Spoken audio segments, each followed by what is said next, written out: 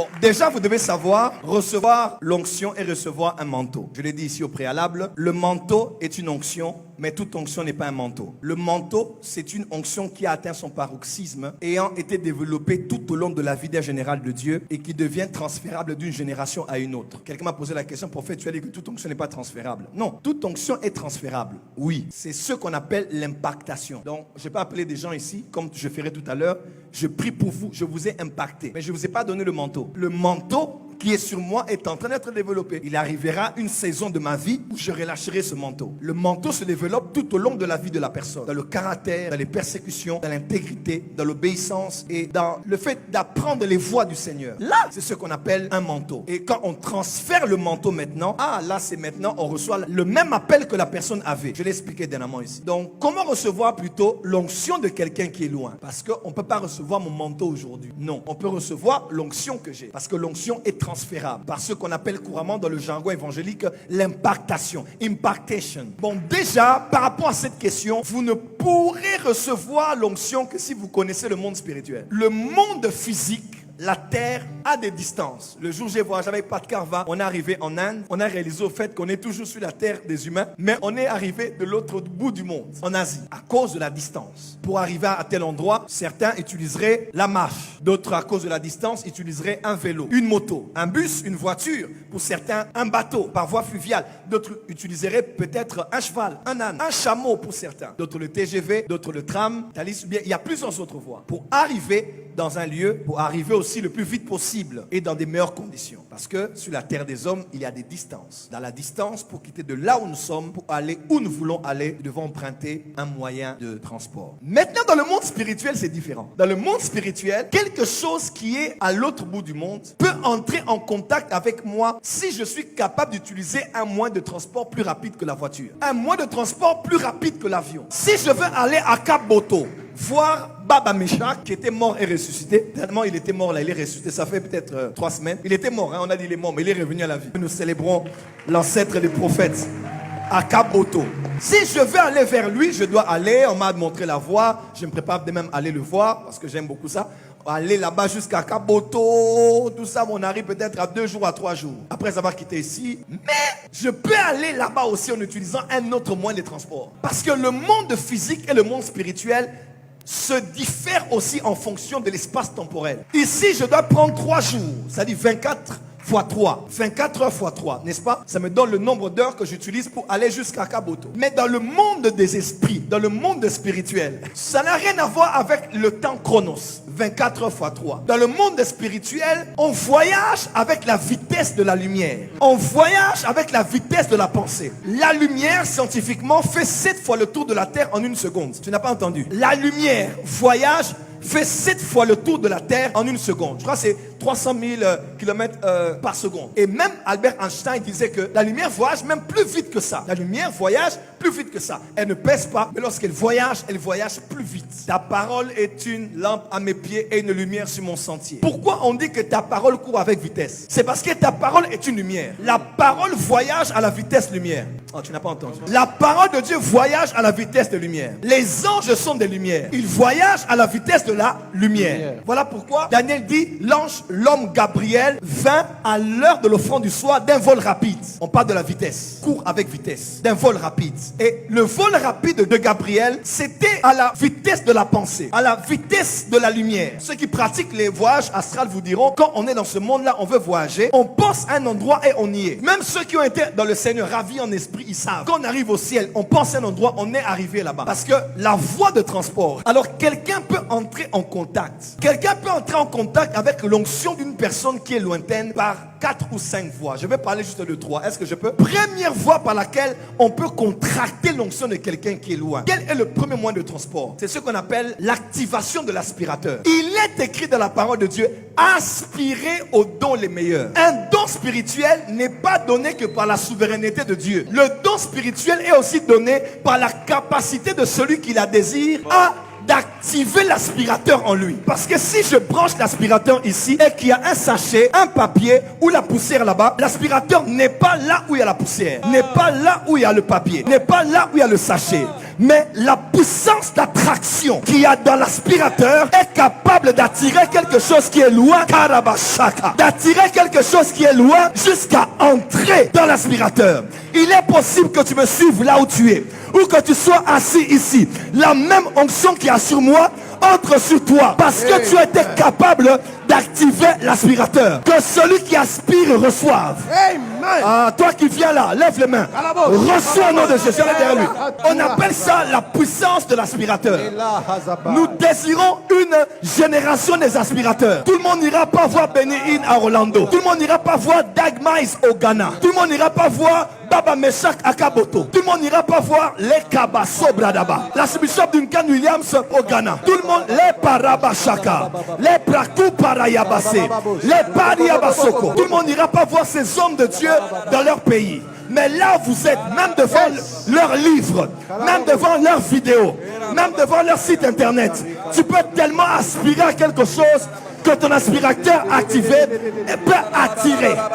Ce soir, attire l'onction, attire les dons spirituels, attire l'intelligence, attire la sagesse. Aspirez aux dons les meilleurs. Dis avec moi, aspirateur. Jésus, le dernier jour de la fête, a dit: venez à moi vous tous qui avez, venez à moi vous tous qui avez la soif et l'aspirateur, qui peut prendre ce qui est au loin dans le monde spirituel et lui donner un moyen de transport rapide, une livraison à domicile. L'aspirateur est plus rapide que DHL. L'aspirateur est plus rapide que la 5G. L'aspirateur est plus rapide que l'internet. L'aspirateur est plus rapide que Wi-Fi direct. L'aspirateur est plus rapide que Xander. L'aspirateur peut prendre ce qu'il y a sur quelqu'un que tu apprécies, que tu honores, et ça vient dans ton ministère. Le bishop Dag Mize du Ghana lisait un livre de Kenneth Hagin. Il a tellement désiré cette grâce. Jésus lui a dit par voix audible: la grâce que cet homme a eu d'écrire, je te la donne. Et il a aujourd'hui écrit plus de livres que David de dépôt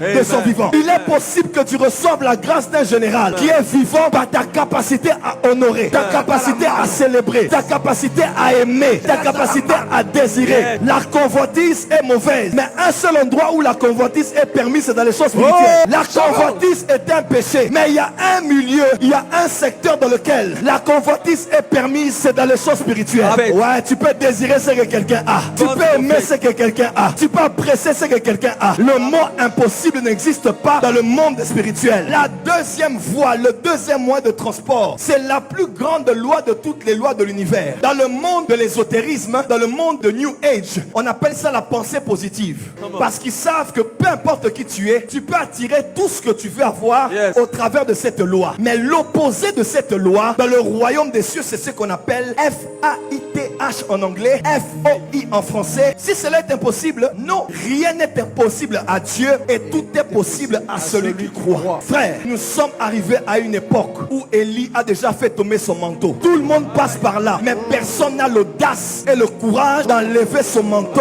et de porter le manteau d'Élie. Quand j'ai commencé les réunions de la MAP, je n'étais pas le plus loin de ma génération, je n'étais pas le plus puissant de ma génération, mais j'étais le plus audacieux de ma génération. Il y a un moment où, quand Élie n'est pas là, le leader n'est plus là. Il y a un moment, quand Élie n'est pas là, le père n'est plus là. Et entre le moment où Élisée a pris le manteau et le moment où Élie a laissé le manteau, il y a ce qu'on appelle une crise juridictionnelle. Il y a une chaise vide. En politique, on appelle ça une transition. La chaise est vacante. Il y a un moment où un général laisse quelque chose, une génération prend la chose. Mais entre cette période-là, il y a un temps vide.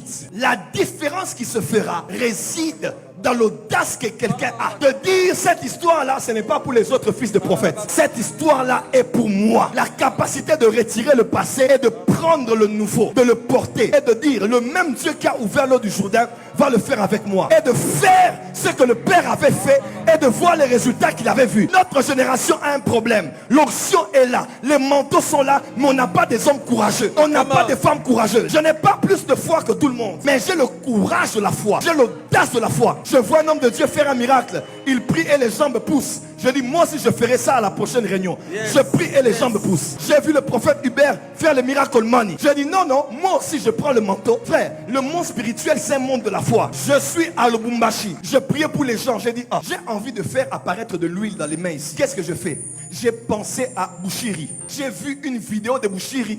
Il priait, l'huile coulait des mains des gens. J'ai dit, moi, je n'ai pas encore vu ça vraiment. J'ai pris mon esprit. J'ai connecté à l'esprit de Bouchiri. Et j'ai dit, ce qu'il a fait là, je le fais aussi. Et quand j'ai déclaré, l'huile va apparaître maintenant. Ceux qui étaient dans le marché avec moi le savent. L'huile apparaissait aux mains des pasteurs. 2015, tout le monde a vu ça. Pourquoi? Le courage de la foi. Le courage. Est-ce qu'il y a dans cette génération des jeunes qui sont courageux? C'est vrai, il y a des ailes amères. C'est vrai, il y a des rebelles qui osent n'importe quoi. Ils sont pressés. Mais moi aussi, j'ai commencé jeune. Je ne dirais pas toujours aux jeunes, attendez. Il y a un moment où on peut attendre. Mais même avant acte 1, verset 8, même avant acte 2, verset 1, 33 ans, ils allaient quand même chasser les démons. Même en attendant la licence ou le graduat, on vous donnera les travaux pratiques. Personne n'a le droit de vous dire attendez pour attendre. Même si j'attends le temps de l'accomplissement, je ne croiserai pas les bras. Je prierai pour les malades. Il nous faut une génération qui est courageuse et audacieuse. Je suis l'un des jeunes de ma génération qui a vu le plus de miracles dans ma génération. Pourquoi? Pas parce que j'ai plus d'onction, mais parce que je me suis dit, c'est que ces gens-là ont fait, je veux le faire. Un jour, j'avais en face de moi une femme qui avait un kyste. J'ai dit, l'histoire des kystes, c'est pas mon histoire. J'ai dit, prophète Philippe Mukoma fait disparaître les kystes. J'ai pris mon esprit. J'ai connecté mon esprit à son esprit. J'ai dit, la grâce qu'il a, je l'emprunte maintenant. J'ai touché la femme, le kyste a disparu. Pourquoi? Dans le monde spirituel, je peux prendre ce qu'il y a à quelqu'un, je l'utilise et puis je le rends. Je prophétise sur quelqu'un ici. Rien ne te sera impossible. Je dis, rien ne te sera impossible. Même si ce n'est pas ta grâce, ça peut opérer à toi en moment là. Si tu actives la foi, que ce que Dieu fait avec l'un, il peut le faire aussi avec moi. Je parle à cette génération. On va vous dire d'attendre, oui. De patienter, oui. Mais ne patientez pas les bras croisés. Dieu est capable de faire avec toi. Le premier mort que j'ai ressuscité, j'avais 19 ans. Mon petit frère témoin, ma mère témoin, l'évangéliste non témoin, pasteur Paul témoin. À l'église Déborah, j'étais modérateur à l'église. Karamaroko Bosoko. J'étais modérateur à l'église. Un simple modérateur. Qui vous a dit que l'onction n'entrera que quand l'homme de Dieu entrera? Qui vous a dit que l'onction entrera que quand le prédicateur du jour entrera? L'onction peut passer par un protocole. L'onction peut passer par un compteur d'argent. L'onction peut passer par une sécurité. L'onction peut... Oh, est-ce que je parle à quelqu'un ici? Je suis allé à la permanence. Quand l'homme de Dieu faisait le service, alors que je n'étais que modérateur, on a emmené un enfant qui était mort en plein culte. 19 ans s'il vous plaît. 19 ans encore à l'école secondaire. J'ai regardé cet enfant, tout le monde priait et pleurait. La mère pleurait, l'enfant était mort. Un médecin était là, l'enfant était mort. 19 ans. J'ai regardé l'enfant, j'ai dit, je ne serai pas intimidé par les frères de David qui vont te dire tu es trop jeune, tu es trop audacieux, tu es trop courageux. Aux basé là-bas à Boudin. J'ai dit jamais de la vie. J'ai dit donnez-moi cet enfant. Et maman Jeanne, qui est aujourd'hui aux États-Unis, a dit donnez l'enfant. J'ai pris l'enfant. J'ai entendu Ézéchiel 37. On m'a dit souffle 3 fois sur l'enfant. J'ai soufflé. J'ai fait. Les doigts de l'enfant ont commencé à bouger. L'enfant a repris vie en plein culte au ministère international Déborah. Ceux qui sont là le savent. J'avais 19 ans. Pourquoi? La foi. Rien n'est impossible à Dieu. Même si le prophète est loin de toi, si tu actives la foi, ce qu'il y a en lui peut venir vers toi. Même si ce ne sont pas les gens de grâce qui te ressemblent à toi, tu peux court-circuiter l'onction. Nous les Congolais, nous connaissons ces choses. Des fois qu'on n'a pas de courant à la maison ou dans le quartier, il y a quelques agents qui vous diront viens, on va faire un pont. Le courant part là-bas, mais vous pouvez avoir le courant à l'est alors que le courant part à l'ouest. Mais si on peut acheter un câble et on peut créer un pont, le courant qui va là-bas peut aussi venir chez vous. Alors que normalement le courant était parti chez vous. J'aimerais dire à quelqu'un, tu peux prendre n'importe quelle grâce en esprit si tu es capable d'acheter un câble et de créer un pont. La femme à la perte de sang était à la maison. Et Jésus ne l'avait même pas mis dans son agenda, même pas mis dans son plan. Jésus allait guérir la fille de Jairus. Alors que Jésus allait là où il devait aller pour aller mettre le courant à l'ouest. La femme a dit, moi je suis à l'est. Mais je vais emmener le courant à l'est parce que je vais créer un pont. Est-ce que quelqu'un peut créer un pont ce soir?